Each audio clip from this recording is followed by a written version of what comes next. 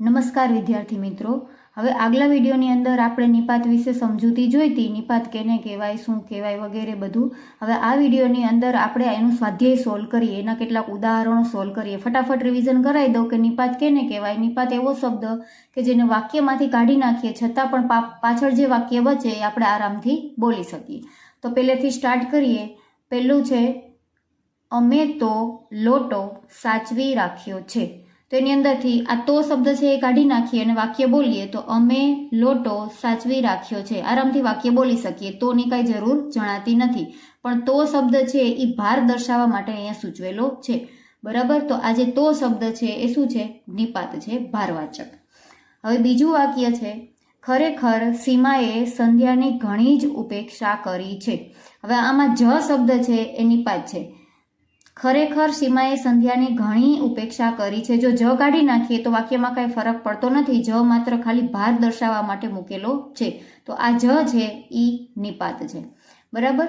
હવે ત્રીજું વાક્ય છે માતાજી સામું જોજો। તો માતાજી એમાંથી આ જી કાઢી નાખીએ, માતા સામું જોજો ચાલે, આવી રીતે જી ન મૂકીએ તો ચાલે, પણ માતાજી લખેલું છે, માતાની જગ્યાએ આ જી છે એ વિનય સૂચવે છે। માતાને આપણે વિનયપૂર્વક બોલાવીએ છીએ એટલે માતાજી કહેવામાં આવ્યું છે, બરાબર। તો આ નિપાત છે એ કયો છે? એમાં નિપાત વાળો શબ્દ કયો છે? જી। અને આ નિપાતનો પ્રકાર કયો છે? વિનયપૂર્વક।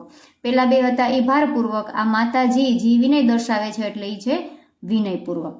ચોથું ઉદાહરણ છે ફક્ત 10 મિનિટમાં આવી જાઓ। ફક્ત કાઢી નાખીએ તો 10 મિનિટમાં આવી જાઓ એવું કહીએ તો ચાલે। ફક્ત શબ્દની કાંઈ જરૂર જણાતી નથી, એક્સ્ટ્રા શબ્દ છે એટલે અહીંયા નિપાત છે ફક્ત। પણ કયા પ્રકારનો છે? તો કે સીમાવાચક છે।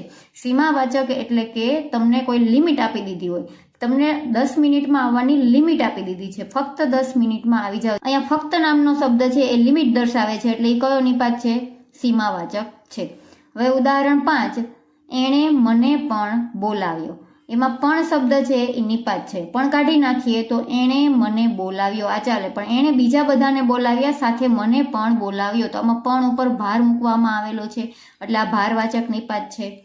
હવે છઠ્ઠું તું ડાહ્યો ખરો। ખરો કાઢી નાખીએ તો ખાલી થાય તું ડાહ્યો ખરો। આ ખરોની બદલે તો લખીએ તોય ચાલે, તું ડાહ્યો તો, બરાબર। તો અહીંયા ખરો ઉપર ભાર મૂકવામાં આવ્યો છે એટલે ખાલી વાક્ય થાય તું ડાહ્યો, અને આ જે ખરો છે એ શું છે? નિપાત છે, ભારવાચક। સાતમો પ્રશ્ન છે મેં કહ્યું તે સાચું ને? ક્વેશ્ચન માર્ક છે। ક્વેશ્ચન માર્ક હોય એવા પ્રકારના જે નિપાત આવે એને કયા નિપાત કહેવાય? એને પ્રકીર્ણ નિપાત કહેવાય। એની અંદર ને શબ્દ છે એ નિપાત છે અને કયા પ્રકારનો છે? એ પ્રકીર્ણ પ્રકારનો છે અથવા તો ક્વેશ્ચન માર્ક વાળો। મેં કહ્યું તે સાચું, ને બોલીએ, ને છે એ ન બોલીએ તો ચાલે એટલે ને છે એ નિપાત છે, પ્રકીર્ણવાચક। આઠમું ઉદાહરણ છે હું ન પણ જાઉં। જાઓ પણ ખરો, ન પણ જાઓ, બરાબર। પણ અહીંયા પણ ઉપર ભાર મૂકવામાં આવ્યો છે, આને બદલે આપણે એમ બોલીએ તો પણ ચાલે, ન હું ન જાઉં, બરાબર। તો અહીંયા પણ છે એ ભારવાચક શબ્દ છે, સોરી ભારવાચક નિપાત છે। નવમું ઉદાહરણ જોઈએ બધી વાતે વટ પડે એવું હુંય માનું। મતલબ કે બીજા પણ માને છે પણ હુંય માનું છું, એની અંદર ય છે એ નિપાત છે અને કયો છે? ભારવાચક છે। 10મું ઉદાહરણ જોઈએ વનમાં વાલાજી પાસે હુંય વસું છું નેહા। આમાંય સેમ ટુ સેમ હુંય એટલે કે ભારવાચક, ય કાઢી નાખીએ તો ચાલે, વનમાં વાલાજી પાસે હું વસું છું ને। 11મો અહીં જમતા ત્યારે તો શરીરે સારા હતા, બરાબર। તો અહીંયા તો આવે છે, તો શબ્દ છે એ શું છે? નિપાત છે। અહીં જમતા ત્યારે શરીરે સારા હતા, તો કાઢી નાખીએ તો ચાલે એટલે આ તો છે એ નિપાત છે અને તો છે એ ભારવાચક ગણવામાં આવે છે। 12મું શેઠજી મને થોડા પૈસા આપો। શેઠજી જી છે અહીં વિનય માટે વાપરેલું છે, શેઠ માટે વિનયકારક શબ્દ વાપરેલો છે એટલે આ કયું છે? વિનયવાચક નિપાત છે। હવે નેક્સ્ટ આ કામ તમારાથી જ થશે। તમારાથી જ થશે, જ ઉપર ભાર મૂકેલો છે, જ છે એ નિપાત છે અને કયો છે? ભારવાચક છે।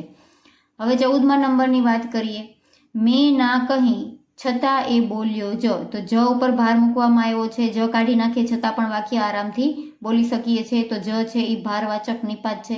અને છેલ્લું 15મું મીનાજી પધારો, એમાં જી છે એ વિનયવાચક છે, જી છે એ કાઢી નાખીએ તો પણ મીના પધારો એવું બોલી શકાય છે, વાક્યનો મિનિંગ ચેન્જ થતો નથી. તો આ છેલ્લો જે નિપાત છે એ વિનયવાચક નિપાત છે.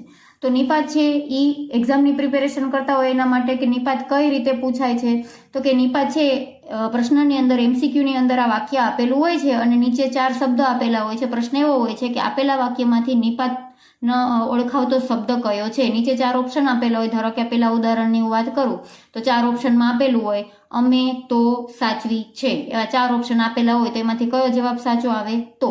આવી રીતે MCQની અંદર પૂછાય. અથવા બીજી રીતે કઈ રીતે પૂછાય કે આમાંથી શબ્દ શોધો અને તે શબ્દ જે નિપાતવાળો શબ્દ છે એ કયા પ્રકારનો નિપાત છે એ જણાવો. તો એમાં 4 ઓપ્શન આપેલા હોય, ભારવાચક, વિનયવાચક છે, પછી પ્રશ્નાર્થવાચક છે, એ રીતે.